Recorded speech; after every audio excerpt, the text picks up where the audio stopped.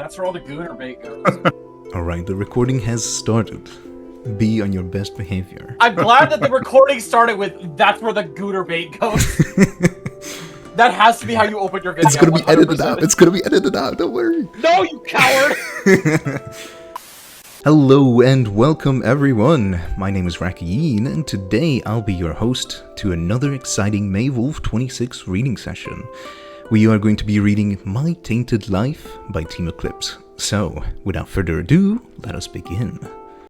The bushes rustled as I patiently crouched through them. I carefully stepped forward, trying not to alarm the guards standing by the gate.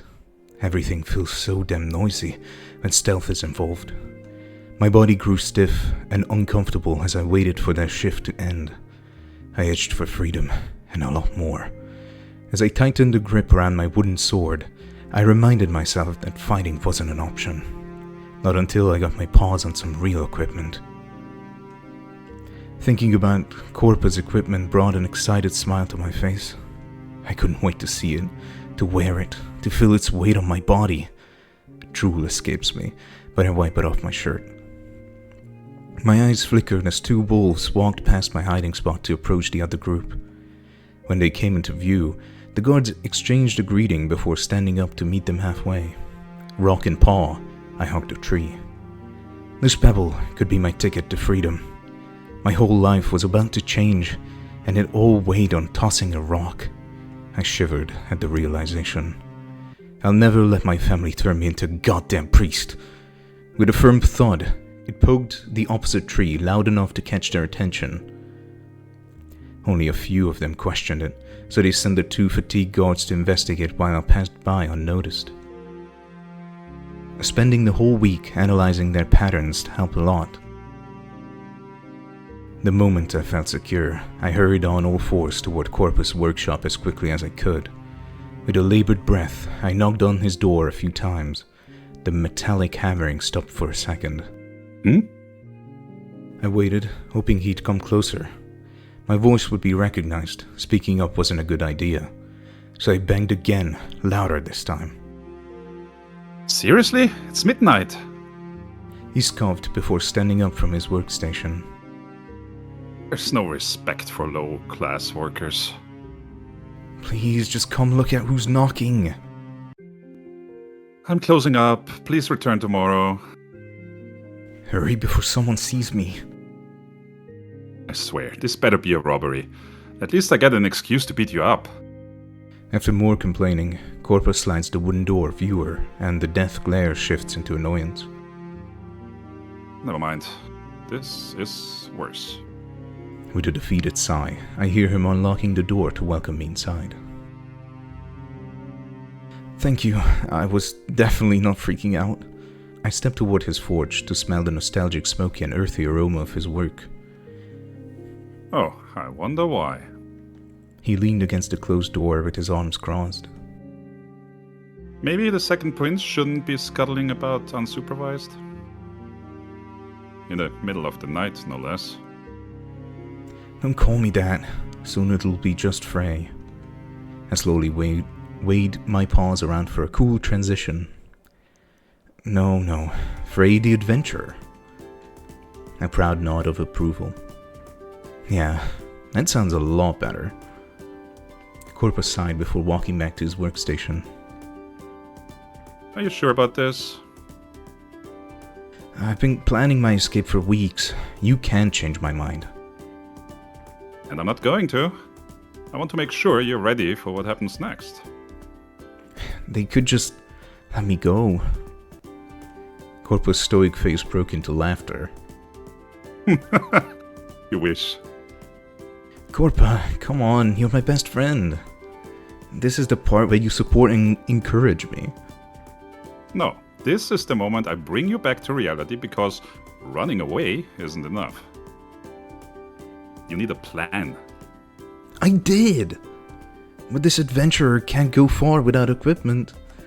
I pleaded with large puppy eyes. And I know my trusted companion completed my order, didn't he? Yes, I did. He sighed before dragging a large chest in front of me. Everything you requested is in here, with a little extra on top. He tapped it a couple of times before kicking it my way. I stared at the chest, mesmerized. My paws were itching to get it open. My tail wagged so fast I could feel it spinning behind me. Oh my gosh, you shouldn't have.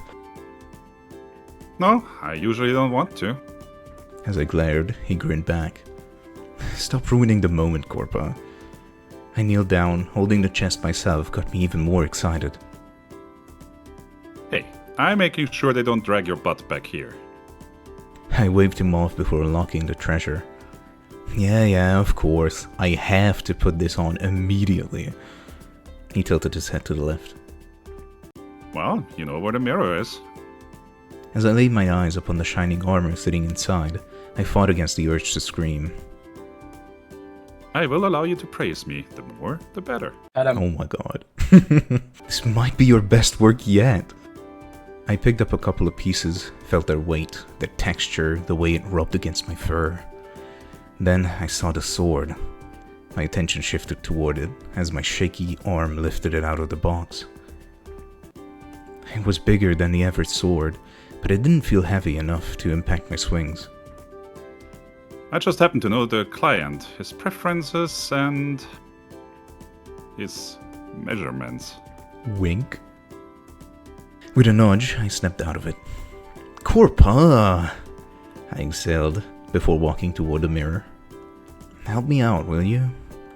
I began by taking off my royal clothes.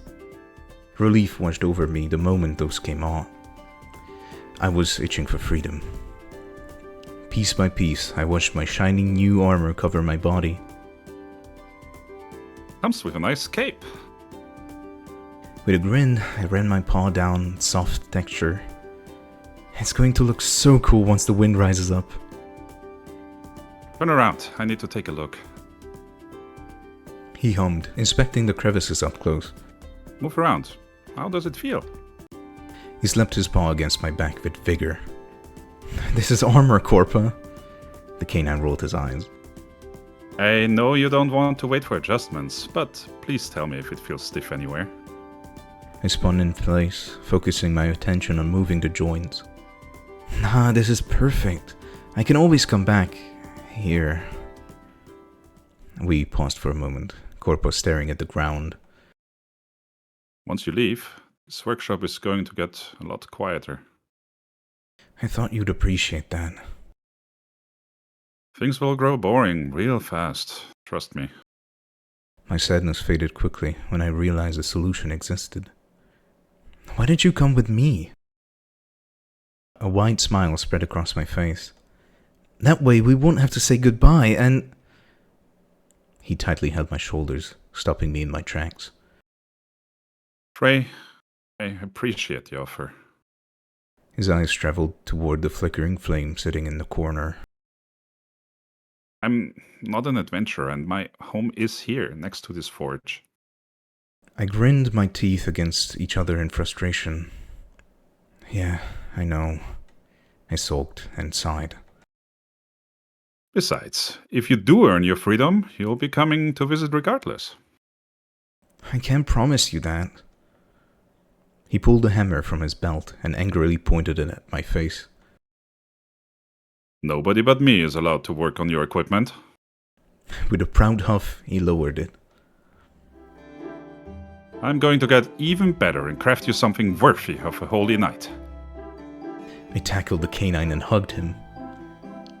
You're going to make me cry. He complained the first few seconds, but eventually warmed up to it, hugging me back. When I achieve my dream, you'll be the first person to know it. I took a step back before breaking into actual tears. Good. Now, put this on. He held a small, tight iron helmet. A disgusted look crossed my face as Corpa pushed it on my paws. Is this really necessary? You want everyone to recognize the second prince or something? I haven't been outside much. I'm sure people won't figure out who I am. Frey, don't be stupid. Your family will put a bounty on your head the moment you leave the city. People will assume I'm tainted. Even if they do, who cares? You're just saying that to get away from wearing my helmet. I reluctantly shoved it inside my backpack. I'll take it with me, okay? For emergencies. You didn't even give this priest thing a shot. Maybe it's not so bad. I grimaced hearing that. They'd locked me up in a monastery for my whole life. I guess. I don't really know how that works. Don't they cover your living expenses though? They do, and I can request anything I want as long as I do my job. I thought you liked healing. What's the other thing? Make up a few prayers? You know, it's not about that. I want to go out and explore the world, not become a prisoner. I chase the battlefield. I find people who need me, not the other way around. Doesn't feel good to sit by an altar and wait for a visit. Sounds like you've made up your mind. Then don't let anyone see your goddamn face, Frey.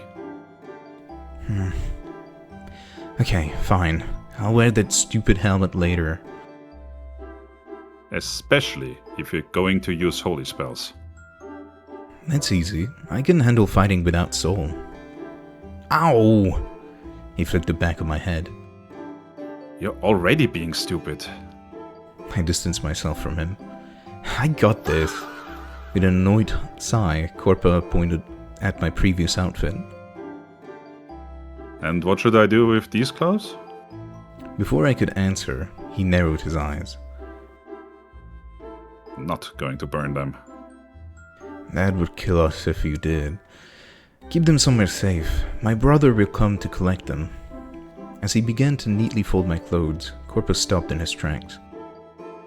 Wait, you told him about your plan? Kinda. I think he knows. Starting to believe you don't really want to run away. Of course I do. Because leaving in the middle of the night is just going to give you a head start, but... Trust me, I have a much bigger advantage than that. Alright, if you say so. They closed the old tunnel underneath the gate? Nah, they just barricaded the thing and left a silly sign to scare people away. All according to plan. Corpa pinched his forehead closer. Pray. I tilted my head in confusion, ears flickering as I waited. What's up? He sighed again, before closing my backpack. Nothing. Please be safe out there. I will. You're going to get tons of letters from me to keep you updated on my adventures. I'll have to practice my reading then. Yeah, you better. That way, I know you've joined them in spirit. Corpa chuckled before ruffling my hair. As long as you wear the things I make, I'll always be there. Then we hugged again. I'll miss you. We wasted too much time talking. You gotta go before someone notices. I reluctantly nodded. Explore the world for me and let me know all about it, okay? I replied with a more confident nod. Goodbye, Corpa. I walked through the door and marched forward. I knew that turning around would break my resolve. Up until that very moment, it never really hit me how I was leaving everything behind. The city, my family, my friends, Corpa. With tears forming at the corners of my eyes, I ran toward the abandoned tunnel. Usually a couple of guards would patrol this area, but tonight was different. The city needed all the manpower to handle something more important. And I wasn't going to waste this opportunity. As I walked out the tunnel, I held my cape close to keep it safe. I carved a large speck of dust before swatting it off with my paw. Never again. I'll be walking through the main road when I return home. When I lose the fugitive status. Dusting off my armor, a sense of dread tightly held my guts and twisted them. The silence was unnerving, eerily so. It wasn't the atmosphere I expected to find. Even the small creatures of the night were missing. Only the light steps of my armor followed me around as I threaded deeper into the forest. If the little critters hide, danger is out and about. Monsters rarely step into a man-made territory. I have to be quiet and rush through it. I remember seeing a tavern connecting my city to the next. Before venturing further in, I looked at the city walls one last time. I hope they won't bother Corpa too much. He's the first person they'll be visiting. With a sharp cling, I hammered the hot iron into thin slabs. After giving it another powerful swing, I rested it inside a bucket of water. The iron sizzled, hissing with smoke before resting defeated. I should go to bed already. A relieved sigh escaped me after drying the sweat off my fur with a cold towel. The forge is way too hot in this season. Even if I wanted to sleep, I generally couldn't, not with Frey being on my mind. When I walked back to my iron, someone knocked on my door. It was lax and controlled, unlike the panicked one my friend did. Wouldn't they be in a hurry as well, now that the prince was running free? I yawned as I made my way toward the door, too tired for convoluted theories. Yes? I looked through the peephole, eyes drawn towards the two guards on the porch. Good evening. Okay. I'm sorry No, to trouble you this late All at right. night. Am I speaking at Corpa? A coyote stood beside the door, beckoning me. He looked around my age, maybe older, wearing an armor I didn't recognize. Yes, that would be me. I didn't think they'd pay a visit this soon. His Majesty already released the dogs after him. Would you mind answering a couple of questions? He was calm, collected, and well-mannered, with a monotonous cadence in his voice.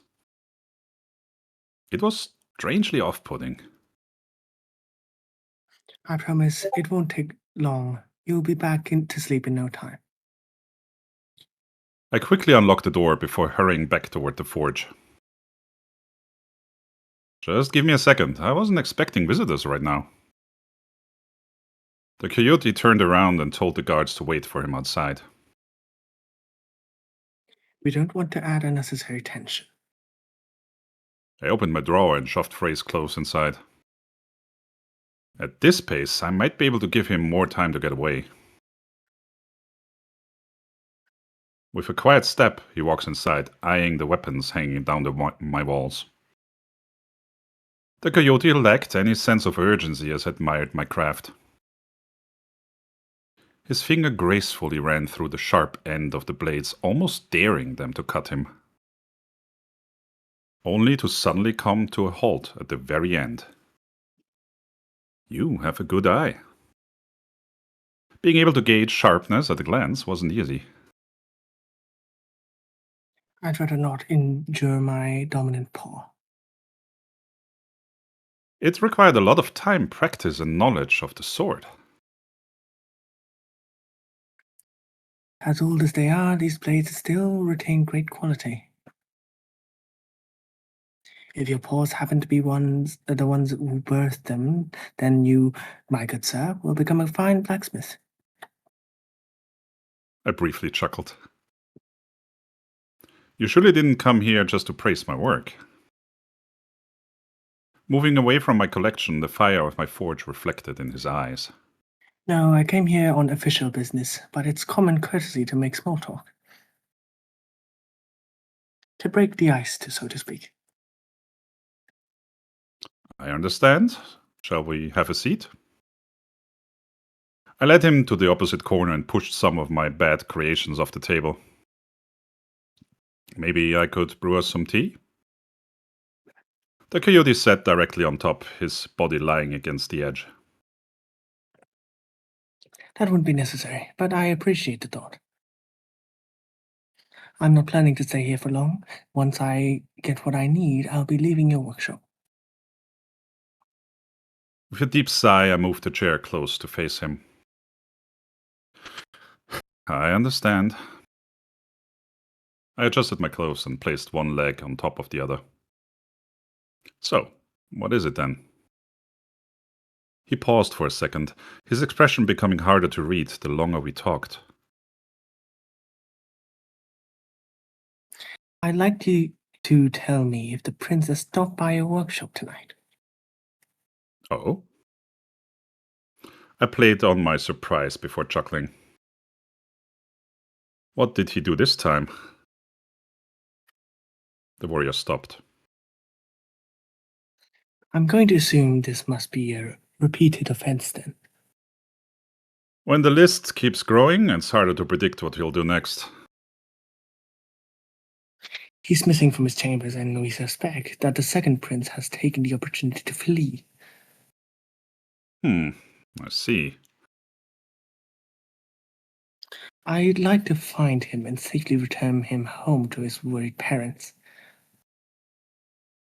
He was too smart for dumb tricks.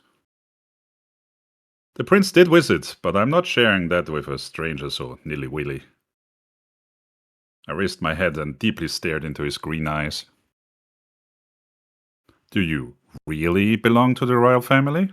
Royal army? That wasn't the official uniform. I apologize for not introducing myself sooner. I did not believe it to be important. Unflinching, the man moved away from the table. For security reasons, I cannot reveal my true identity, only a title that hopefully will suffice. In the city, I am called Moonblade. I violently coughed, saliva catching in my throat. Wearing recognizable armor would go against my job as a double agent. Who the fuck were they sending after Frey? I work directly under Prince Ferdinand. I cleared my throat again before smirking. Never thought I'd meet a legend. Let's not derail the conversation further. Can you tell me the moon for the time being? Usually this would be hard to prove, but seeing those guards standing outside makes it believable. I'm glad we could come to an understanding. Now, tell me what happened to the second prince. He visited to retrieve the armor I made. Fool. For the first time, a hint of worry appeared on his face. Why didn't you stop him? You're asking the impossible. He was going to run away no matter what.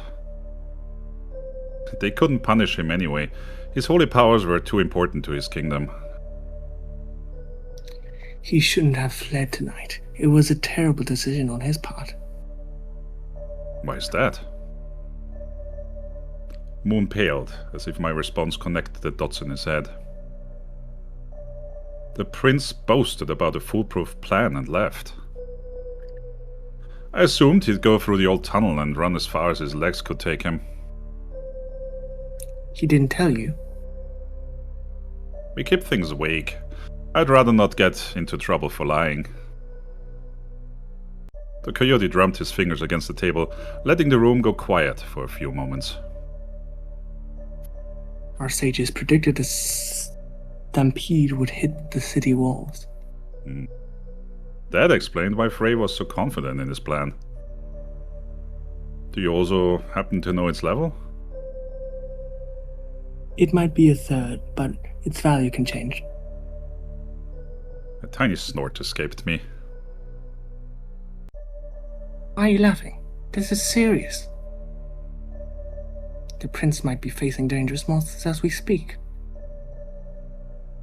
I've known in my whole life. Nobody wields a sword like he does. A mere third level isn't enough to bring him to kneel. I firmly grasped the hilt of my sword, waiting for the opportunity to unsheath. Come on, little puppies. As the trio slowly inched closer, I distanced myself. In a way, we're kin. They growled, fur standing on end, saliva dripping down their muzzles. Can we pretend you didn't see me? The wolves on the left jumped, readying his sharp fangs to sink on my skin. I shoved my blade in his mouth to block the bite before smacking him away. The other two dodged their brethren to the side, circling around him. Guess we gotta do this the hard way. Killing didn't suit me, but I wasn't going to let them take my life. I removed the safety and revealed my sword to them. With a decisive step, I weaved around them and stabbed one in his abdomen. My weapon cut through his flesh with ease, killing the wolf in one hit. The other paced around me, aiming for a blind spot in the back.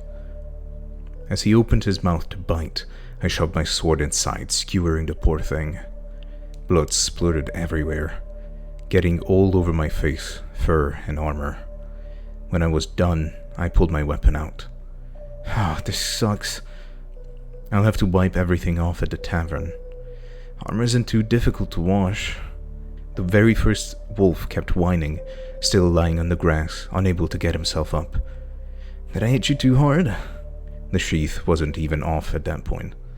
I kneeled down, checking his body. He seemed paralyzed. Forgive me, I indirectly caused you more hurt than I had planned. Killing him would be a waste. 2 medium-sized beasts could feed a lot of people already.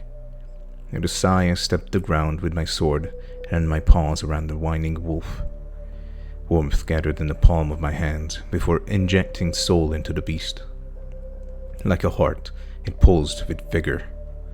A bright white light enveloped my paws, then our bodies. His cries began settling down as he pushed himself on his feet. There, a little apology for slaughtering your friends. That's fucked up. Yeah? Sorry, later! He gave me a confused look before bolting deeper into the forest. Good, go away, and don't call for reinforcements. I dusted up my hands and walked back to the dead wolves. Seeing them soaking in a pool of their own blood, I felt bad for a moment, only for my stomach to remind me of our priorities. Yes, I know. I clapped my paws together. Thank you for giving up your lives to sustain me. I promise your sacrifices won't be in vain. And with a knife, I began cutting through their bodies for resources. Just show me where it is. I stared at the map he unrolled on the table. I'm telling you, if the prince has crossed through the tunnel, you'll find him heading south. My finger ran through the path before tapping the forest nearby. Makes the most sense for him to move in the opposite direction of the stampede. Moon circled a tiny house on the main road. There's a tavern in that area. It connects actually a comparison. I guess it's worth checking out. The city going under lockdown for a couple of days will be an issue. Shouldn't you send the people a warning? It doesn't concern me. So, you're not even going to question this? The fact that the stampede is being kept under wraps is strange. Moon ignored me as he rolled the map. I was told to get the boy, and that's what I'm going to do. He snapped back, his voice becoming sharper. If I were you, I'd question what my superiors are doing instead of blindly following orders. My thoughts were falling on deaf ears. If anything were to happen to him, that responsibility doesn't fall on me. Unlike you, I'll have food on the table and a head on my shoulders. Something told me I must have hit a nerve. It'd be a shame to lose such a skilled artisan. Before I could respond, he turned around and headed for the door. Wait. He stopped, tilting his head to the side for his left eye to stare back. Is there something actually useful? Do you know why the prince left in the first place? His eyebrows narrowed. He should consider himself lucky not to be called a deserter. Talk to him. He didn't respond and walked outside. Moon gathered the guards before running toward the old tunnel. I hope you covered enough ground, Frey. As I walked out of the forest, the view opened up to a large grassland. After that first pack of wolves, it was easy to avoid further encounters by following the tree line. The stampede didn't feel particularly dangerous. The tavern shouldn't be too far, just gotta go back on the main road. Security should be lax now, the city must be busy handling the stampede. I took a deep breath and pressed onward. When I did, nobody was guarding the passageway. This is also unprotected? That stampede wasn't strong enough to demand all the forces to coverage the main gate. I hurried toward the tavern. The innkeeper should know.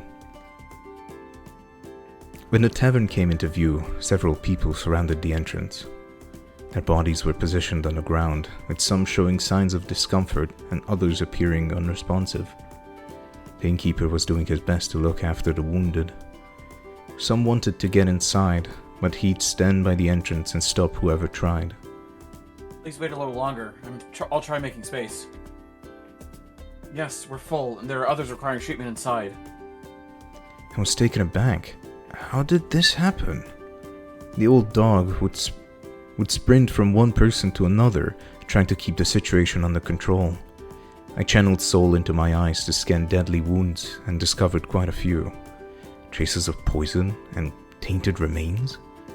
Hey, innkeeper! I pushed through the crowd, raising my voice in a panic. Yes, young man? With a wary response, the old man adjusted his glasses. I'm really sorry. As you can see, the situation here is particularly grim. Unless you're severely wounded, I'll have to ask you to stay outside. I examined the people waiting for aid. They require antidotes.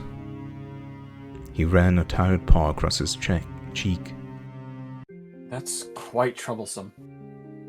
We might not have enough to treat everyone. We're waiting for a new stock to come, but the sudden stampede is causing a delay. I'm afraid that some will die before a new batch arrives. Another wolf pushed past me to talk to him while I stood there, troubled. I couldn't even ask what happened.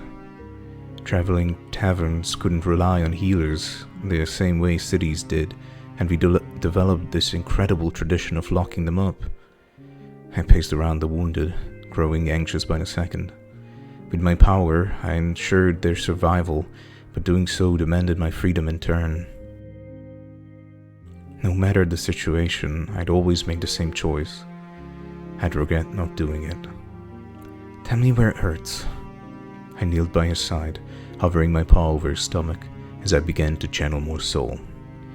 As the white light began to spread, people nearby gathered around me. You're a priest? Bring all the worst cases to me. I'll do what I can. The volunteers and the innkeeper rallied upon my instructions. My paw sparkled bright, surrounding me, and the patient with a gentle white glow. As the wound closed, I grew fatigued. It was nothing but a trade, a favorable one, but exhausting nonetheless. Oh, thank the Lord. An actual priest showed up. This is a miracle. I ignored his comments and healed man after man after man. The more I casted my spell, the less effective it became, taking longer breaks in between. Okay, who's next? I panted, sweat trickling down my fur. Priest, sir, you've healed all the adventurers in critical condition. That's a relief. My vision blurred as my body ultimately gave up on me. Priest! I heard his muffled scream while collapsing to his left. Fuck. I really screwed up, didn't I? When I opened my eyes again, I was staring at the ceiling. This is Amicus in the background, okay. A yawn interrupted my thoughts. I felt sluggish and tired. Where am I? My armor was on the floor, lying next to the wall alongside my belongings. Someone must have carried me inside the tavern. I pushed my paw against the mattress It softly bounced under my weight. This feels so nice. I'd be tempted to get more sleep, but I had been too careless already. When I climbed out of the bed, the door slightly inched forward with a tiny creak. A young girl subtly stared at me from the small gap. The moment our eyes met, she closed the door and ran away. Damn it, she'll alert the innkeeper. Not even a minute went by that I heard him climbing the stairs in a hurry. The innkeeper pushed the door open. He panted heavily as his paw tightly held the knob. Priest, finally you've regained consciousness. Upon seeing me, he slowed down. Awkward. How are you feeling? He walked inside, closed the door behind him, and stood next to me. I'm doing a lot better now. Thankfully, my body recovers fast. We already started on your breakfast. Just 1 hour of... I froze. I'm sure you've gone quite hungry after pulling off such a feat. What did you say? I leaned onto him, dragging the innkeeper closer by the shirt. That we'll be serving you breakfast, free of charge. Hearing it again, my paws snapped open to let him go. It's the least we could do to repay your kindness.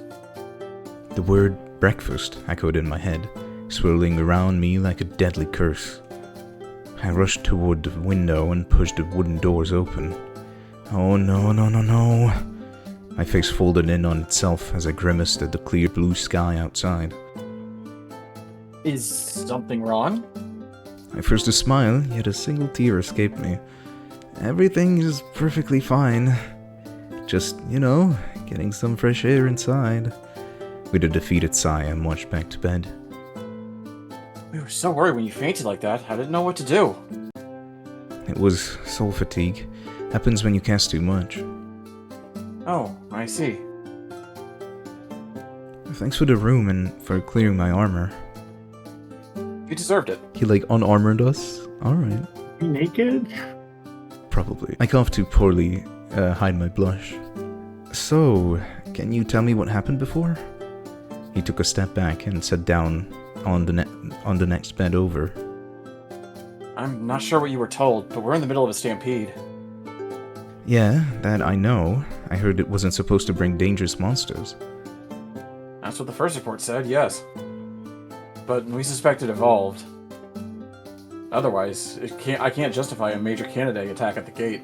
I flashed to those minor Canidae I fought yesterday night. They also travel in packs. Have you seen them? Something like that. If you meet any of them, run for your life. They're really dangerous. I would love to fight one, actually. The reports say the stampede is traveling further south, so Urgia might be accessible again. For the time being, I recommend waiting until it fully ends. I'll have to send a warning to Barathan. As he kept talking, I thought about my own situation again. If Urchia's too focused on fighting off the monsters, I could leave before the bounty notices it. The bounty notice gets here. And I think that's about it? You could ask your friend for details. He seems to know more. My eyes widened. My friend? He should be here any minute now with your food. The old man patted my shoulder before standing up. Take your time, alright? We'll be able to rest while you recover. I watched him leave the room, waited for him to fully walk out. What did he mean by friend? I sprung up and grabbed my armor. There was no way I'd figure out. I'd stay to find out, even if that meant leaving on an empty stomach. I clambered out from the window. What are you doing? I froze, half of my body already dangling outside. I reluctantly turned toward a voice. A coyote stared at me, his left eyebrow raised. They poured their hearts into this. He nudged the tray forward. There were a couple of bowls, a mug, and a loaf of bread. Don't waste their efforts. Come. A beautiful fragrance climbed its way into my nose, making the stomach complain yet again. I guess I shouldn't. With a shameful look, I walked back inside and sat down. The chicken soup was really tasty. Spoon in paw, I gave him an annoyed stare. Did you taste my food in advance? I blew over the hot spoon before giving it a careful sip. Of course, I need to make sure it's safe for the second prince to eat. I forcefully gulped it down to not choke. Who are you? I gave the coyote another, more thorough look, but I didn't recognize him. I'm not your enemy, if that's what you're worried about. My eyes flickered between him and my food. You're not wearing your urchin clothes, but your sword feels familiar. Rapiers were fairly common in our city. Many practiced fencing. I munched on the bread, waiting for the soup to cool off. My name's Chris, and yes, I am an Urchian soldier. The coyote smirked as he leaned against the wall. Didn't think I'd meet a prince the first day of deserting. I guess that didn't seem unrealistic. Prince, you give me too much credit. I stared directly into the soup, watching the chunks of veggies floating on the surface. I'm not the oldest. You know what that means, right? Unless a bounty shows up, nobody should be able to identify me. I don't need a drawing. Most soldiers would recognize you. A sigh escaped me. Obviously, the army finds me popular. The conversation quickly dried up, distracted by the warm meal before me. I could feel my strength returning as I cleared every plate. Chris stood by the entrance, minding his business, standing guard. So, deserting. That means you'll never get a chance to be held by you? Are you aware of what happens to priests? His eyes shifted back to me, remaining quiet. They lock them up in a monastery for the rest of their lives. It's a glorified prison. People visit, get healed, and leave. Priests are stuck waiting for the next patient to come. My ears drooped down. It's lonely. All everyone sees is the value of my powers, ignoring the men behind them. It's not how I wish to be acknowledged. And it's certainly not the lifestyle I've chosen for myself. It's not as grim as you say. There are valid reasons for upholding this tradition. I dragged a chair away from the table before standing up. I apologize. I thought you'd understand. With a sigh, I turned my back on him. Seems like you can't put yourself in my shoes. I should have expected that. I hope you get to enjoy your freedom at least. When I walked up the window, he scoffed. You speak of it as some magical reality, but there's nothing I see. Spare yourself the trouble and go home. Bothered by his words, I angrily clenched the wooden window frame in frustration. Do you even know my name? He paused. When people discuss the prince, do they ever mention my name? The room fell quiet, and I hated myself for giving into such a trivial outburst. I took a deep breath before turning around, realizing that was rude to say. Listen, Chris, People screamed, glass shattered on the floor, and the whole tavern trembled. Chris rolled his eyes, paw running down his face. Don't tell me. Somebody call the priest! He yelled in a panic from the floor below. Did they get into a brawl or something? Then more reason to not take a look. I thought you meant to leave. Why do you care anyway? I'm going. Chris shrugged before moving to the side. I heard you. What's going on? I walked downstairs and noticed a small group gathered around an unconscious tiger. Priest, I'm deeply ashamed for requesting your help once more. You have to heal our guard again. Didn't I patch him up the day before? What happened? Oh, look at that. Oh, look at that. Very shiny feet. The paw people are eating right now. Nom. He breathed heavily, his fur soaked in sweat, and the body was on fire. I don't know. We were delivering breakfast as usual. could be poison. Chris spoke from the balcony above before descending as well. We would never do such a thing. This honorable warrior was on the front lines yesterday, fighting off a vicious candidate. Not in the food. Oh, my bad. That can't be. I treated him first. My powers were at their best. Strip him, but make sure not to touch his skin directly. The other adventurers gently placed the tiger against a table and removed his clothes. This is... Purplish stains spread across his body. Miasma, an extremely powerful venom caused by equal exposure to tainted monsters. I stared in disbelief. It was my first time witnessing this. Antidotes have no effect against this terrible disease. Average healing spells didn't work either. This means that Mayor you fought was fully tainted. Consider yourself lucky just that one man contracted it. I steeled myself and approached the suffering tiger.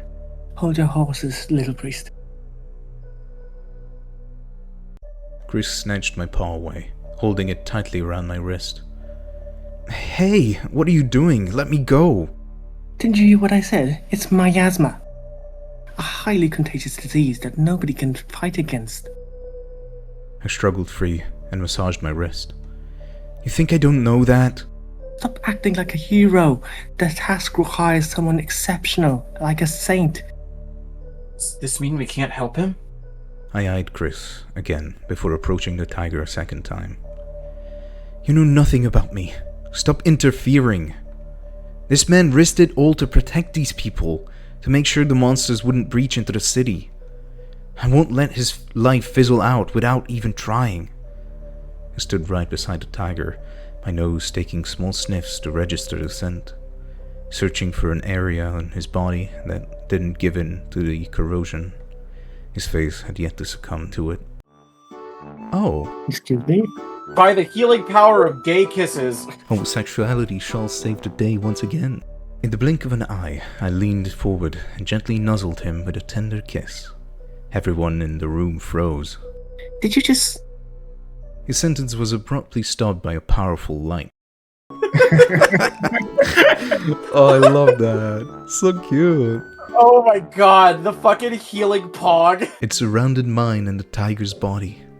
My entire body shivered, feeling the pressure of my special ability. Special ability of kissing people. It only lasted 10 seconds, but the spell itself takes a huge toll on my body. When I moved away, the light popped out of existence, and the miasma vanished without a trace. Incredible. The priest saved his life. As the realization hit, the entire tavern cheered, except for Chris. For once, he didn't have anything smug to fling back at me. Give this man the room I was using. He needs plenty of rest. A round of ale for everyone to celebrate our second miracle. Another loud cheer filled the place with grunts, roars, and music. People would stop by to shake my paw and congratulate me. Sorry, I need to steal him for a second. Chris appeared behind me, held my shoulders close, and dragged me to a secluded table. What else do you need? I want to apologize. My hostility toward him decreased. Oh, that's nice of you. I want to help, but I feel like things between us aren't working out. Okay, we're breaking up. You didn't have to say it like that. I'd like to support the priest in a way that doesn't upset you.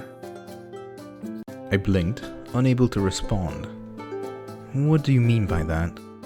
I genuinely don't understand your obtuse and narrow-minded strategies. My eyebrow twitched. He still pisses me off. I believe it's best to be forward and ask you about it. Oh, yeah? What is it about me that keeps you up at night? He tapped his fingers against the table.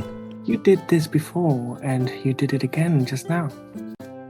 Why are you showing off your powers to everyone? That's not what I was doing. You wouldn't be in this situation if you had kept a low profile. He wasn't wrong. It crossed my mind multiple times. I thought about it, but I couldn't abandon them. This is who I am, Chris. If achieving my goals means betraying my identity, then I don't want it. As I placed a paw against my chest, I couldn't help but smile. I was proud of who I became. I'm going to follow my heart and live a life without regrets. That is incredibly naive, but I can't fault you for looking that way, thinking that way. You're still a child after all. He wasn't old either. Aren't you a deserter? You should understand where I'm coming from. I sprung forward above the table before taking a deep breath. No lies, no tricks, nobody who wants to use and take advantage of us. Nobody forces us into things we don't want to do. Chris faded away from me, his stoic stare softening up ever so slightly. Are you heading to Bearsden then? I still didn't trust him, but I didn't mind giving obvious information up. Yes? Then let me tag along. My face twisted with a grimace. You should learn how to better conceal your emotions. I awkwardly laughed it off. I appreciate the offer, but I'd rather travel solo for the time being. The stampede is moving as we speak. There are stronger monsters over there that are blocking the road. Entering Bearsden in these conditions will prove too difficult. An evil grin spread across his face. Unless you're okay with wasting even more time. Shit, why did he have to be right? I can't stay here forever. And you're going to help me cross? I raised a brow. I just don't find it believable that you'd be willing to do that for free. Sure, there's nothing for me to gain by accompanying you, so what? What a good Samaritan. I'm shocked you turn over and you leave. He was okay with those adventurers dying. It's too suspicious. I happen to have unfinished business in Bearsden, so we're simply helping each other out. Look, I get it, but I'll take my chances and handle things on my own. I'm not letting you go on what's basically a suicide mission. You worry too much. I'll be fine. Then prove it to me. I hear combat music. So far, I've witnessed your healing powers. What about your swordsmanship? Are you asking for a duel? An evil grin spread across my face. I'd love to kick your ass. Let's do it. This was the perfect opportunity to silence him once and for all. Well, swing our swords behind the tavern. Nobody should bother us. He stood up first before leading the way. I know Chris underestimates me, but he carried himself with confidence. Was he really just a soldier? I faced Chris, tapping the hilt of my sword with my fingers as I gauged his posture. He stood there in silence, listening to the muffled chaos coming from the tavern. Ready? Yes. I waited for him to take some sort of stance, but he never did. Come, I'm ready. You better take me seriously, Chris.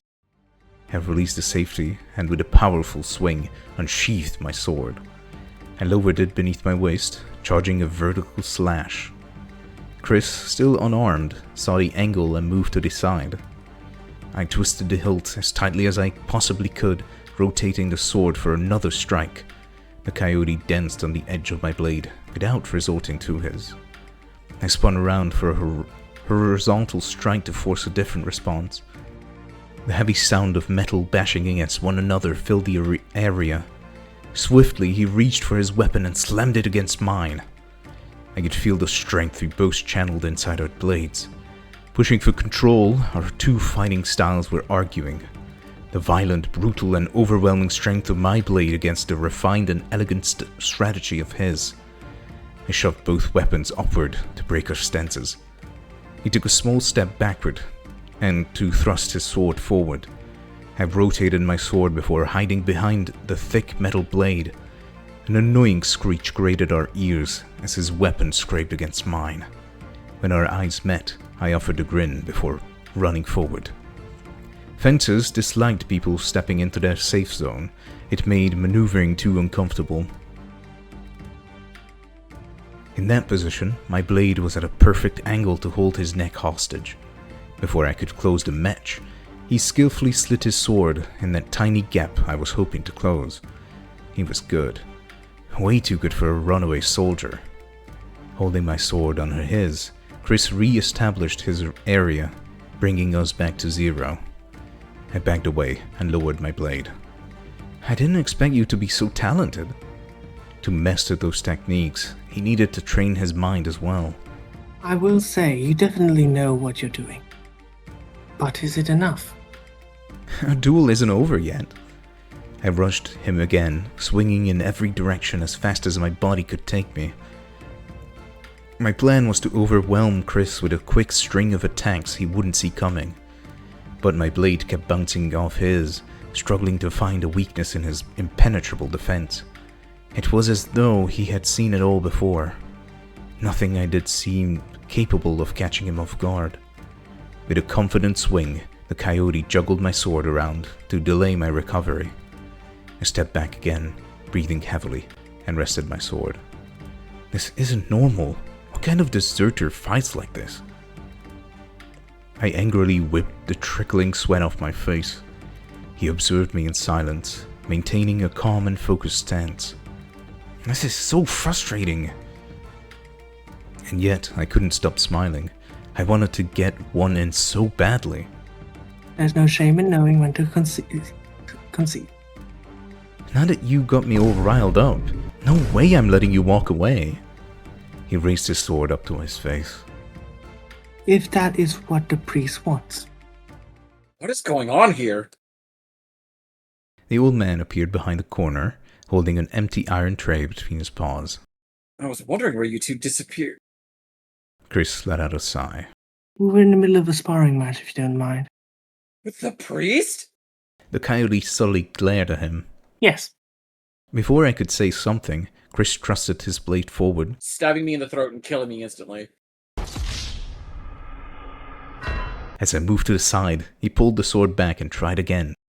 With a single paw, he stabbed multiple times and make it effortless. I couldn't move fast enough to dodge all of them, forcing me to prioritize vitals instead. Most of them landed on my armor, and even if they didn't hurt, his sheer strength pushed me down. I didn't know a fencer could pull such powerful attacks with a single hand. Oh, easy on the young priest. Don't forget that they're not fighters. As he stood in between us, I couldn't help but grow irritated. I have to show them that being a healer didn't fucking matter. So I grabbed my sword, pushed past the old man, and angrily slashed Chris mindlessly. They looked at me as if my powers were holding me back. You're losing focus. Ignore his words. I slowed down, tightening the grip of my blade in frustration. He wouldn't get it. Did he say something wrong? I turned away, forcing out words I didn't believe in. I guess he didn't. He worries in your stead because he understands your role better than you. I snapped back with a glare. Don't give me that look.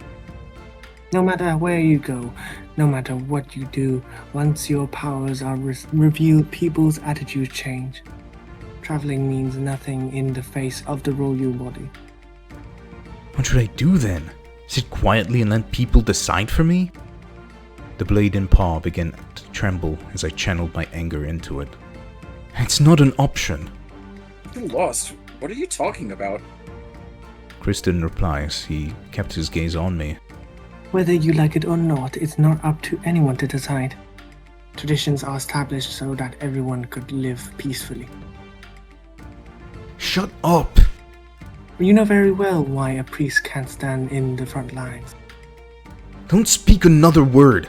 I don't want to hear this again! Healers are born without offensive magic, and that puts you at a great disadvantage against monsters. After saying that, I felt Soul gathering around me. His body slowly surrounded itself with a powerful green outline that intensely sparkled against his rapier. When the light reached the tip of his sword, I knew he had started taking this duel seriously. I raised my sword as soon as Chris lunged toward me, but I couldn't do anything to stop it. His blade scraped against my armor, while his green soul pierced through. And also against other adventurers. It was as though someone had punched my torso with all their might. The coyote's green outline disappeared before returning the rapier to his belt.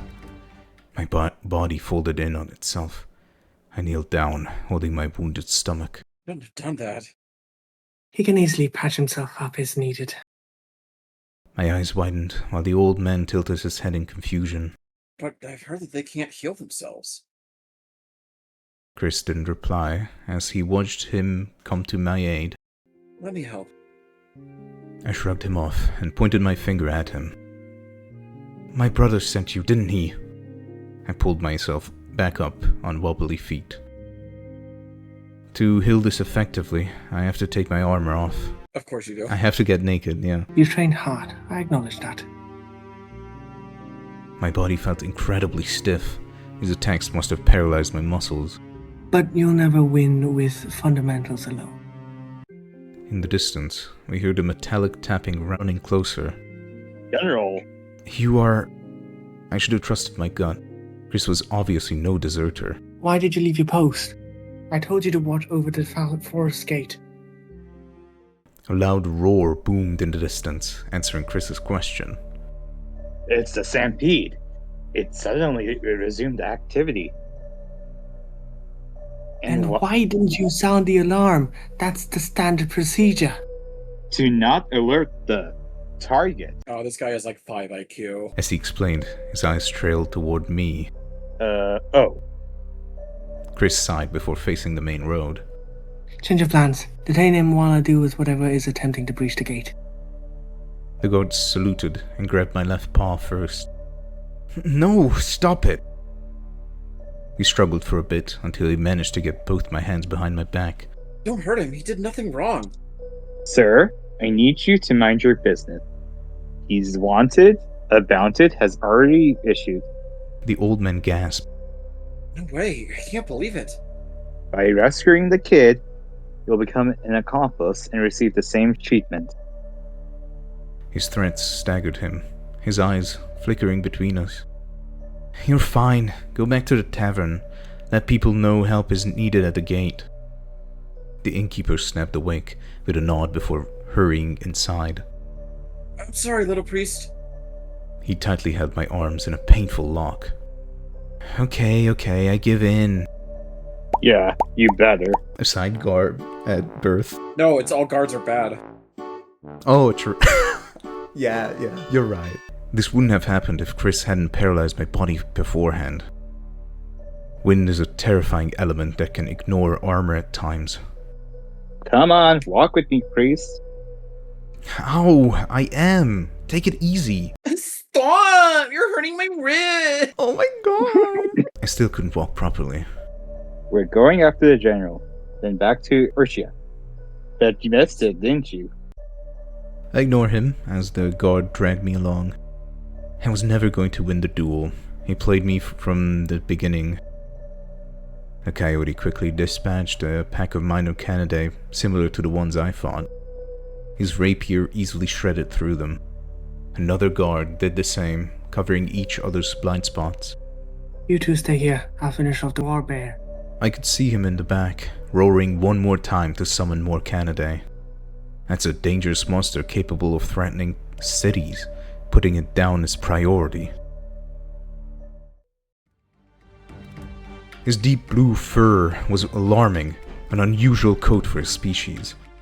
He might be under some kind of mutation that we weren't prepared to handle.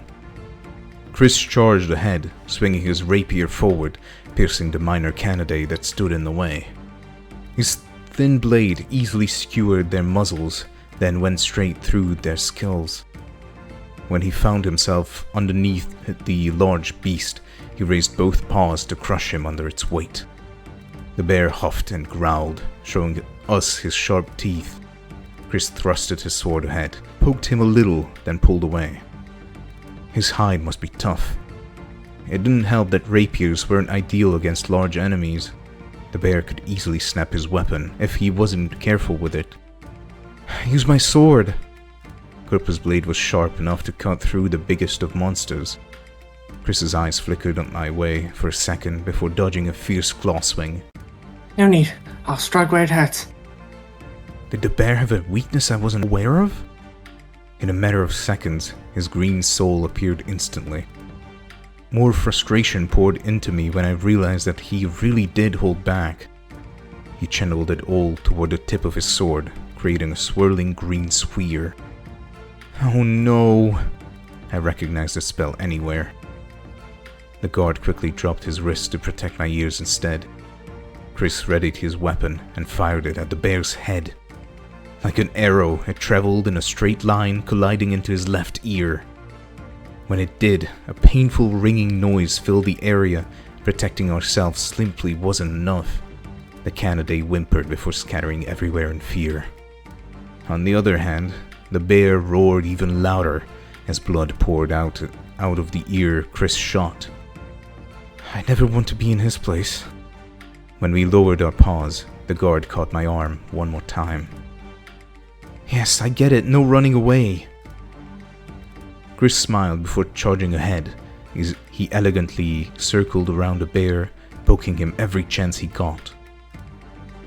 Whenever the coyote stood to his left, the bear clearly struggled following him. His attacks were slow, clumsy, showing him how much the enemy depended on sound cues to fight. Chris continued to engage the bear until his rapier cut through its throat. A fountain of blood came pouring out before the enemy collapsed on the ground. The coyote tucked his sword away before walking back to us. In the midst of that silence, our eyes met. He couldn't hide the truth anymore. I never failed to recognize that technique. Only one person in Urchia had been blessed with sound manipulation. Can we talk about this? I really don't want to go back. Chris stayed silent as his shadow towered over me. I was hoping to have a peaceful discussion to change your mind. Resorting to such violence is disrespectful. You're a prince. I pulled against the guard's tight hold. And you're a fool for thinking I'd willingly give up my freedom. I came to the same conclusion, but I still hope to compromise.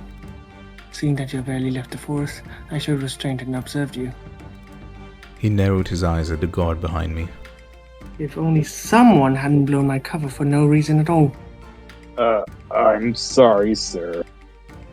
Chris held his head before pointing to the remaining Canidae in the bank, still howling in pain. Can you at least finish them off? I'm not in my best condition. The other guard saluted and did as he was ordered. Hearing sensitivity again, General? He nodded before focusing his gaze back to me. So, can we solve this peacefully? You seriously believe we can find common ground over this? No matter what I say, you'll always drag me back. I just want you to understand how important you are for Urchia. All of the citizens depend on you. There are duties only you can handle, as well as responsibility towards the kingdom you must uphold. I never asked for any of this. Stop forcing them on me. Nobody did, but this is the job where we were given, and you can't abandon us.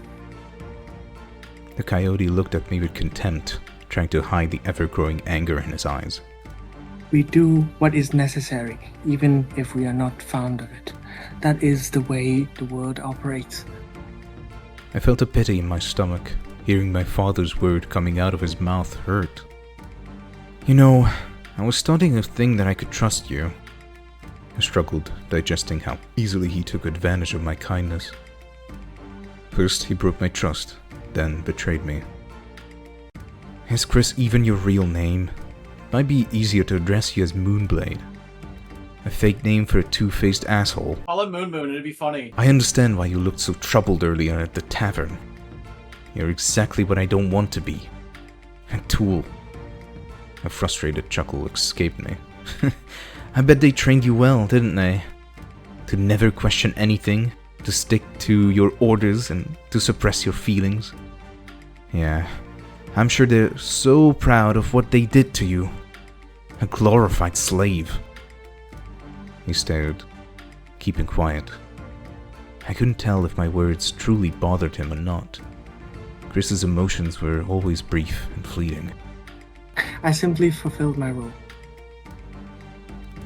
My eyes widened, seeing what I assumed to be the corpse get back on his feet. Even now, blood continued dripping down his fully open wound. And today, I was ordered to make sure you'd fulfilled yours. Stop fucking aura forming and kill the bear. Chris! He placed his paw right in front of my face. No, I've had enough of listening to your constant whining. Slowly, he walked toward us. Sir, the bear is... I killed him. Stop acting foolish. Oh my god, buddy. You don't even believe your own guard. Couldn't he hear his heavy breathing and low growl? Then I remembered that. No, he couldn't. Behind you, Chris! Oh! Oh god. Got him. Oh. Should've looked behind you. Fucking asshole. I felt all the oxygen leave my body. The bear, who we considered dead, suddenly sprang back to life and impaled Chris with his claws. He could barely move his head down to see the deadly stabs across his torso. Hand twitching, he desperately tried setting himself free. General! Seeing this, the guard released me to rescue him. The coyote raised his head again as blood began pouring out. He opened his mouth, but no words emerged, only more blood. We watched the bear raise his large paw and sweat Chris to the side. Even now, my body felt groggy, and its responses were much slower than what I was used to. Prince, I beg you, save General Moon. He unsheathed his sword and attacked the beast. I'll try. As I pulled myself up, I heard hurried footsteps coming from behind. I'm here, and I brought some adventurers along. The old man ran at my side again. Sorry for the wait. Everyone's still recovering from yesterday's battle and the drinking. They all ran past me to join the guards in fending off the beast. Where's the coyote guy? I held onto his clothes and pointed toward the tree from my left. Bring him to me. He needs help. On it! As we walked closer, I used my soul to partially remove my paralysis. I couldn't heal myself fully, but it was enough to move around on my own. Gods, what happened to him? It wasn't a pretty sight, I agreed. He violently coughed, hiccuping blood as Chris desperately pushed his paw against the wound. But it just wasn't enough. His clothes, his body, the patch of grass he was laying on, everything became red. I'm glad it didn't kill you. Hang in there, the priest will save you. He breathed heavily, his body trembling from shock. Run! I kneeled down before pulling the coyote close to me. Even in this sorry state, he was uncooperative. What are you doing? For some reason, Chris didn't want to be healed, so I had to overpower him first. Oh, don't mind him. He's just naturally inclined to go against my wishes. Too bad he wasn't in the condition to argue right now. I enveloped myself in the white soul and engulfed Chris to perform emergency healing. His wounds were the worst I had seen so far. Those claws pierced a lung in his stomach. Yeah, this kind of damage needs communion. Until the bear lived, it wasn't safe to cast. I'm going to stop the bleeding and close your wound. Stop wasting your time here. Run before the monster returns. Yes, it's working. Don't worry, the adventurers are probably killing him as we speak, and the camera pans and they're all dead. You don't get it. Chris coughed again. It's not a single Warbear. Call for everyone to retreat. There's no time to waste.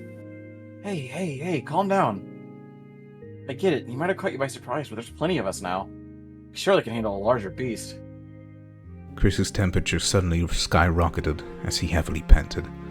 In a matter of seconds, black rashes covered his body. Just by holding him, I felt this burning sensation ravaging my skin. Miasma? Looking back, the attack didn't make sense. Those claws weren't long enough to skewer him. The Warbear is mutating. That's what Chris is trying to say. I faced the battlefield again, listening to their screams. I feared that Moon might be right. You need to use stronger healing or the poison will kill him. I know! No! Chris angrily tugged my hand to pull toward him. Get out of here. He trembled under the ongoing fatigue. You need to survive. I struggled free, then walked behind him to drag him closer to the tree. I really don't like you, Chris. You speak of people as if they're replaceable. To make matters worse, you see yourself the same way. Chris groaned in pain as he crawled up to the tree to lay against it. I feel sorry for you. Even if I die, someone else will take my spot. He forced a smile. But you, nobody can replicate the things you do. Ridiculous. You'll never find another man that angers me more than you do. The coyote stifled a chuckle. Is that so? I thought your parents are at the top of that list. That would imply knowing enough about them to form an opinion. With a sigh, I turned back toward the innkeeper. Can I ask you to keep watch? I don't understand. Aren't you going to remove his poison? After the bear dies, I will. He tilted his head, looking even more confused. I need you to trust me, but there's not enough time. Take Chris back to the tavern. He needs rest. He wasn't in immediate danger anymore. Oh, so you'd prefer healing him there? Yeah, sure. Let's go with that. Nobody can kill that thing, especially a hero wannabe hero. As long as you keep looking at people as their role, you'll never understand. Then prove me wrong. Being the voice of reason all the time is tiring. Are you really going to stand at the front lines? I thought you'd support the group from the back. Sorry, old man. My paw fidgeted around with the sword's handle. I'm not that kind of person. This wolf wants to fight and claim victory for himself. Before he could reply, I turned around and ran where they needed me. The main force was slowly pushing the bear back into the forest. His neck wound wasn't just for show, and yet it didn't stop him from defeating several people. Their unconscious bodies laid waste around us, while others less fortunate had been killed. I recognized a few from the people I healed the other day. It pained me that death still crawled out to claim them even with my intervention. The bear swatted people left and right, flinging them around like he did to Chris. I unsheathed my sword, holding one of his paws in place. Why are you here? Where's the general? Less talking, more fighting. The guard huffed before prioritizing the other paw. We watched people sinking their weapons into the bear's back, slashing and cutting everywhere they could reach. He growled, fighting to get his paws free. Keep going! He's dying! His words motivated the group, inspiring some warriors to climb on top of the beast. Souls started gathering around the monster, glowing with a dark purple light. Get off him! With a powerful swing, the bear closed his paws together and smacked me against the guard. People screamed as he turned around to violently stomp them into red paste. What the fuck? Why isn't he dying? The warbear stood on his back legs, bones cracking, realigning to that new form. His mutation started. His nails grew longer and thin, like sharp swords. A swirling pattern spread across his body. A demonic howl followed shortly after. The sound of flesh tearing open, a wet, pulling and squelching mess of mucus and saliva. With a vigorous thug, another pair of arms came out of his torso. His intimidating posture frightened the remaining warriors as they sheepishly backed away. You know, Chris, you don't have to be right. We can't fight this. If we don't, more people will die. The general could. I'm nowhere near as strong as he is. Just like any other animal, he could smell our fear and hesitation. The bear locked in on the guard before leaping before us. With his mouth open wide, he reached for a bite. I shoved him out of the way, rolling our bodies to the side. A wide veil of dust kicked up after missing his attack. If you keep him busy, I can kill him! How? Don't you see we barely made it out alive? The bear huffed, his red eyes following us with a low growl. In the midst of that smoke, all I could see were those shiny pupils dancing around. His paw came from below, swiping the guard off his feet. Shit, I need someone to assist me, or I won't be able to use banishment. It required great focus and a good chunk of soul to manifest. The dust subsided, showing me the large silhouette of this bear. He clenched his paw together, combining his nails into a single massive blade. I matched my blade to block the attack, but he just did the same thing, again. An evil smile spread across his face as he watched me grow fatigued. From a single paw, he upped to 2, 3, and ultimately 4. He was toying with me. I just couldn't do anything but stand there and block without a way to fight back. It felt as though swords were falling from the sky at incredible speed on my head. The adventurers were either gone, dead, or unconscious. The other guard must have been killed off. It was just me, and I couldn't tackle this alone. Running away might be the only answer after all. Survive today, try again next time. But that would mean agreeing with Chris. As fatigue and stress kept piling up, one of his paws smacked me on the ground. My sword flew off, landing a few inches away in a small sandpit. The bear pinned me, pushing my body deeper into the ground. Large threads of saliva drooled down on my face as he hungrily sniffed around. "I'm not food! Get off me!" I angrily punched his arms, pulling his fur as hard as I possibly could, but he wouldn't let go. Cover your ears! Not even a second later, the loudest explosion rang throughout the grassland. I flinched, still hearing this obnoxious high-pitched buzzing in my ears. The bear moved away, holding his head still, groaning in pain as he violently thrashed around. When I pulled myself up, I saw Chris wrapped around the old man. He could barely open one eye. Do it. The innkeeper nodded as well. As the monster scrambled to get that ringing under control, I ran for my sword. With long, drawn-out breaths, my arms shivered, remembering the bear sitting on top of me. I was a few moments away from dying. I couldn't stop shaking. Dread swirled in my stomach. I can't focus on my soul flow. I held the sword up to my face, placing it against my forehead. Concentrate, Menfrey. Fucking concentrate! As the cold metal rubbed against my skin, I mustered what little focus I had left. Do it. Show it to them that you were made for more than healing. My eyes lit up with bright white stars. Soul gathered around me, shining its light everywhere until it all harmonized under a single glow, bathing myself in pure energy. I guided Soul toward the handle of my sword as it left my body to spread around the blade.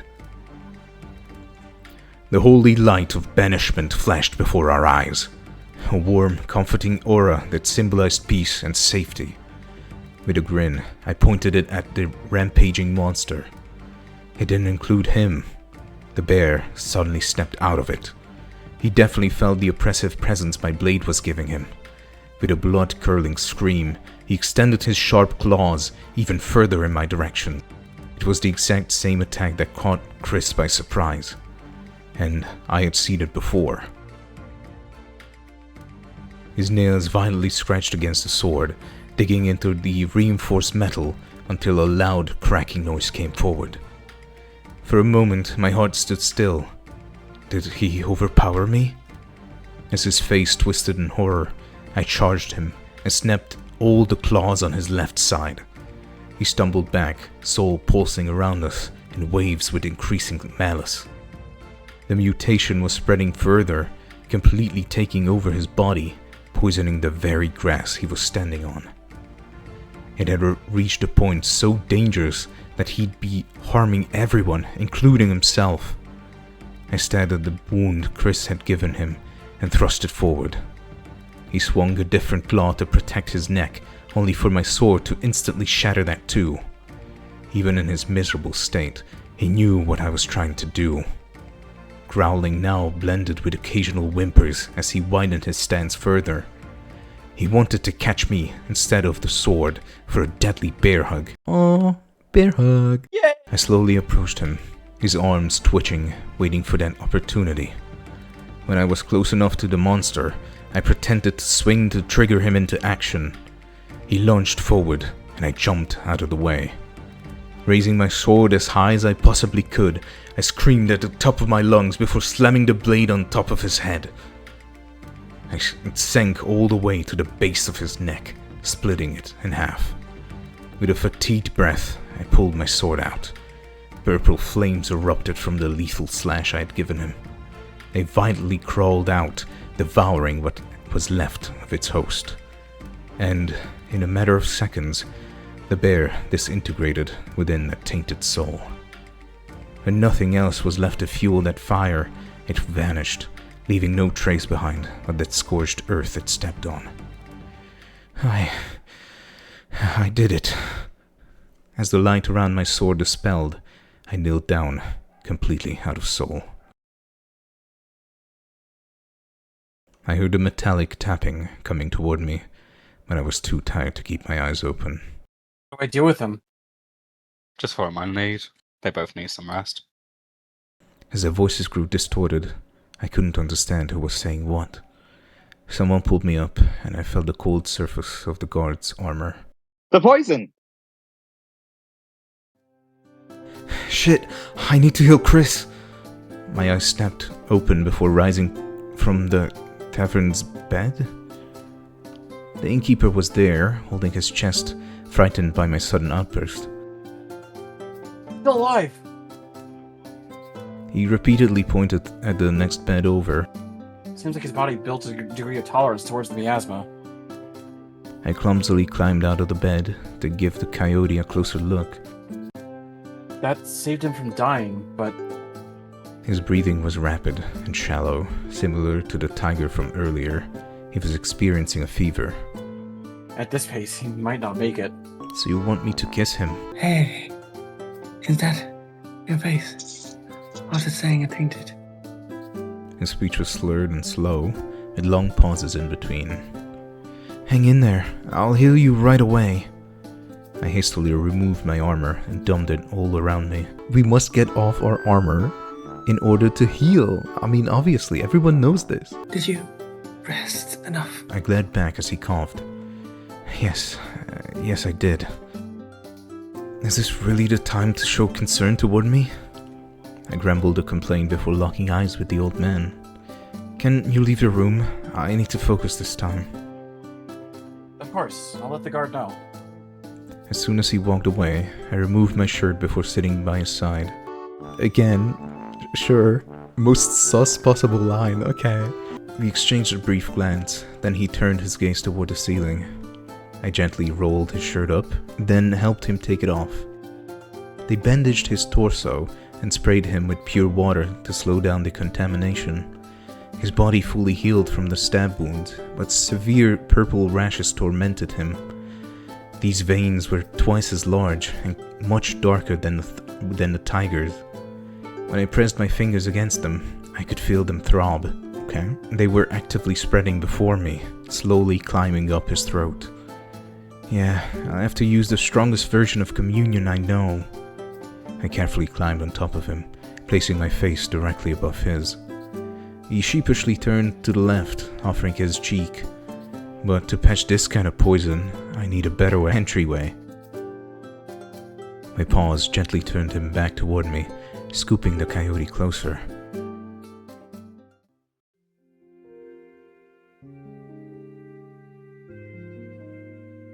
I lunged forward and kissed him on the lips with a passionate stamp. My soul immediately responded with the brightest flash of white. It was warm, intense, and intimate. This was revealing my most vulnerable side. I felt safe enough to share it with him. When I moved away, Soul briefly surrounded us before fading away. Better? Still holding his head in my paws, I stared into his jade eyes, smiling. I think so. He was surprisingly level-headed about this. The initial shock stemmed mostly from not knowing I'd kiss him like that. You should have said so, but whatever. I'm glad. After confirming that he was healthy again, I felt all remaining strength leave my body. Yeah. Now, freak out. I dropped to his side, hugging him, as my head rested on his chest. exhausted. Chris chuckled. You want me to leave? I can take the other bed. No. I want to stay like this for a while. The coyote pillowed his head with his arms before grinning back. You know, I've bed tons of women, but a prince is honestly a first. Shut up. I didn't say it was bad. I was too tired to come up with a witty response. Yes, it's fine. You did save my life, Joshua. As I closed my eyes, I thought about my hometown again. His body smelled just like saffron, the earthy fragrance I always loved. A couple of days went by, and I was already feeling homesick. When I regained consciousness, Chris wasn't there anymore. Look at this good boy. Look at that. Look at that tummy. Aww. So cute. After a long yawn, I pulled myself up. I hastily rubbed my weary eyes before looking around. The coyote was sitting by the desk, hunched forward. What are you doing? His ears perked up, pausing for a moment. Put my clothes back together. Under normal circumstances, I'd be surprised. Warriors didn't exactly need that kind of skill. So I was right. You are Moonblade. And I'd prefer it if you keep that a secret, but you carry quite a loud mouth. I don't see the issue. You can easily disguise yourself into anything you want. What's underneath can't be changed. Besides, when I introduced myself, I told you my real name. I paused for a moment. Why would you do that? It'd be rude of me to lie to his younger brother. Are you under Frieren's... No. Oh my god! Yeah, Rex! Frieren, okay, Oh okay. my fucking god!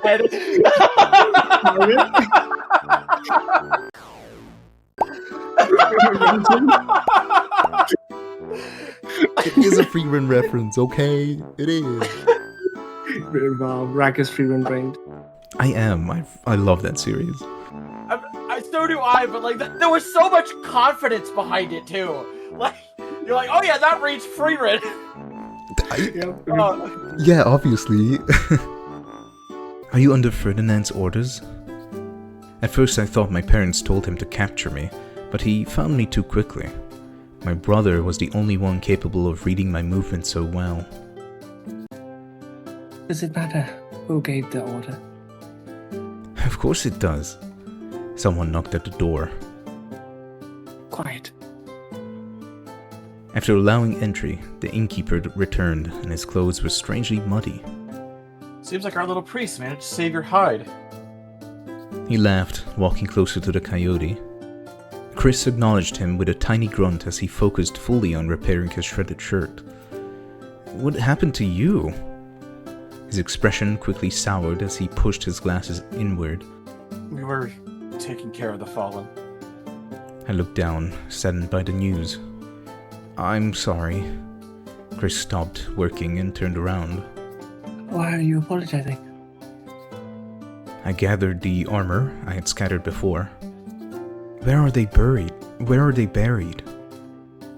Near the entrance to the forest. You can't miss it. Chris eyed me, still waiting for an answer. Will you join me? I'd like to pay respect. The coyote reluctantly resumed working before agreeing. Don't be late. I'm planning an early dinner for the heroes that saved us all. I panicked. Did you say dinner? I refused to waste another day sleeping. Thankfully, it's not that late. I was relieved to see it was dark outside. Chris stood up to examine his shirt. I can hide this suture behind the cape for the time being, but I need a replacement. Okay, let me dress up as well. And the innkeeper is not gonna question why we're half naked. As I stepped outside, I felt the urge to stretch and crack a few joints. My body feels sore. I'm not surprised. We didn't say much. It was a quiet walk. A warm breeze blew against us, fluttering our capes. Chris would often glance my way, only to stare forward when I caught his eye. He had questions for me, but restrained himself from asking them right away. As we approached the gate, small piles of dirt appeared before us. They didn't have enough stone slabs for all of them.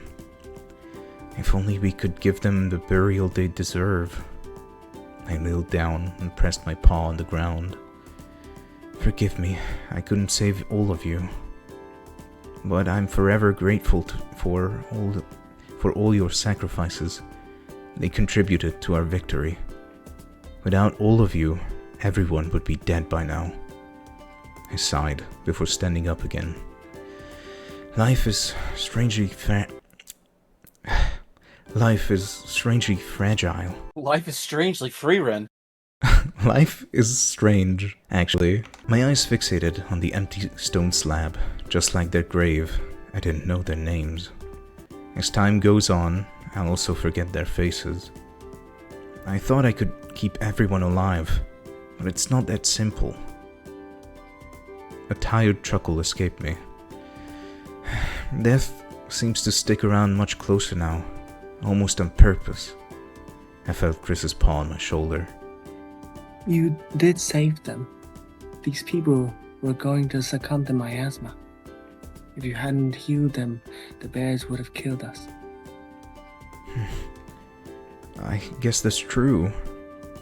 The tiger you saved resumed working at the tavern guard. You made that happen. I forced a smile. I'm glad. He crossed his arms before grinning.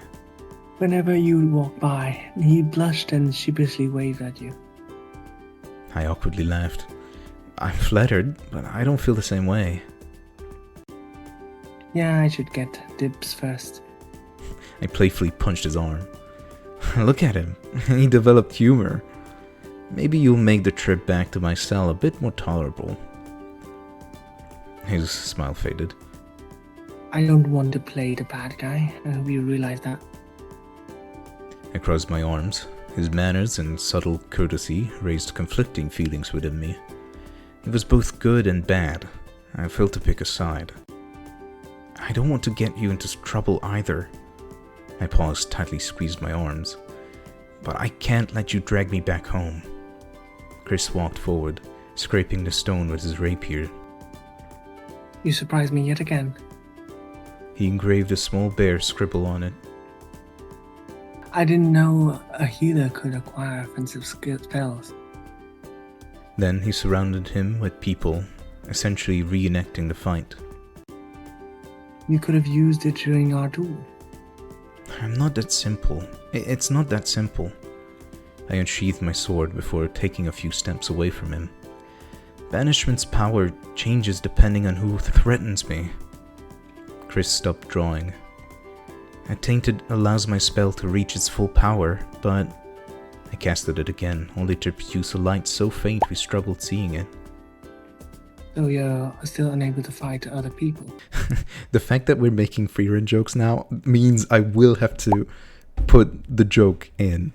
I hope you guys realize. Yes, exactly. Oh man, my biggest fucking failure. Unless a loophole exists, banishment only activates against monsters. I lowered my sword with a huff. Not that I'll have the opportunity to figure it out. Chris also put his weapon away. It's a big world, and there are monsters far stronger than that Tainted we fought. Does that scare you a little? I pouted, kicking the air. What scares me the most is spending my whole life behind bars, Chris. So, you still want to go on a journey? Of course! I haven't given up on my dreams. Then you'll need an escort. I gasped at the implications. Chris? What? I told you this already. Chris grinned first. Our duel made it clear that you can't travel alone. Then, with a sly smug, he proudly smiled. This means I'll be accompanying you. Oh my god! I could feel my tail spinning behind me. Don't get unnecessarily excited over this. You misunderstand my intentions.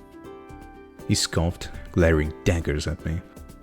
I have yet to decide if we are fit to leave Urchin and travel on your own. This is nothing short of a tiny detour. I'll see for myself how you handle living in the wilderness. I happily ran in place, tapping my feet along with the tail. You're such a baby! Thank you, thank you, thank you! You won't regret this one bit. He rolled his eyes. Okay, you're taking this the wrong way. I'm going to drag you back to Ertia by the scruff of you disappoint me. Thank you. Amazing edit. Oh, I calmed down and saluted him in response. I will never. I got this. He opened his palm wide and placed it in front of me, before curling his fingers to leave only the index finger pointing. Also, one condition. What is it? Chris lowered his paw. Your name. Hearing that, I felt slightly uncomfortable. It's going to be inconvenient calling you either priest or prince. We'd rather keep those titles a secret. He's not wrong. Menfrey. The coyote grinned, playing with the fur under his neck. It took so long to discover it. With a sigh, I looked away. We didn't really go out of our way to hide. It's just happened on its own. My name is revealed to people I trust. He crossed his arms, eyes fixated on the ground. So that question had a lot more weight than I expected. My behavior toward him has been unacceptable. I owe you an apology. I've been rude to you on multiple occasions, and I almost got you killed. Chris tilted his head in confusion. On the battlefield, death is a given, and I'd gladly given my life to save yours. ... Yeah, that's just the kind of person he is. Let's just hope that doesn't happen ever again. Sound conflicted. I might be hungry, yeah, but I used a lot of energy and didn't replenish much. He mused before pointing his muzzle at the tavern. That's true. We should take on the innkeeper's offer then. Let's grab something to eat and plan our next few days together. I give him a hesitant nod before heading back to the tavern. Part of me hoped that, in time, his opinion would change as we traveled. Having spent most of his life in the army, I couldn't expect him to change overnight. For now, I'll get something to drink and enjoy a well-deserved meal. Aren't you going to tell me how your healing works? It's not something I'd like to discuss before eating this juicy steak. Just know that my feelings play a big role in it. He smirked. Is that why you kissed me on the lips? No, I was obligated to. I didn't want you to die. It makes sense. If possible, I would prefer to stay alive. Is it going to be just the two of us? Someone needs to go back and report on my whereabouts. That's a terrible idea. If I don't, there'll be 2 bounties when we get to Berthen. Not exactly an issue for you. Howdy, boys. Enjoying the food so far? A lot, thank you so much. I heard that you'll be leaving soon, so I packed some extra supplies in you and your friend's bag. Ah, that sounds really sweet of you. We're gonna be using some of that raw meat you've been carrying. Consider this a trade. Thank you, Call me Douglas, that's my name. Sure, mine's Frey. Free, as in Frieren. That's how my friends call me. Chris didn't say anything, but I could feel him staring, eyes narrowing. You'll always be welcome here, no matter what it is. We owe you that much. I appreciate it, truly. After we finished our meals, Chris and I packed our things before leaving the tavern for the last time. Douglas, the adventurer, and the tiger guard watched us walk away. They cheered, howled, waved, and wished us a good journey. It should be a farewell, but I didn't see it that way. Eventually, I'll come back to visit. Goodbye, friends. Enough dilly-dally. We don't have time to waste. It's going to get dark and we need to shelter. Aye, aye, General Moon.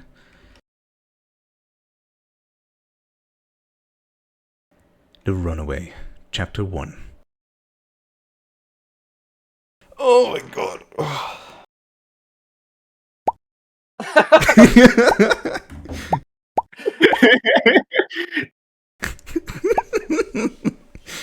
Amazing. Oh Thank my you so god. much.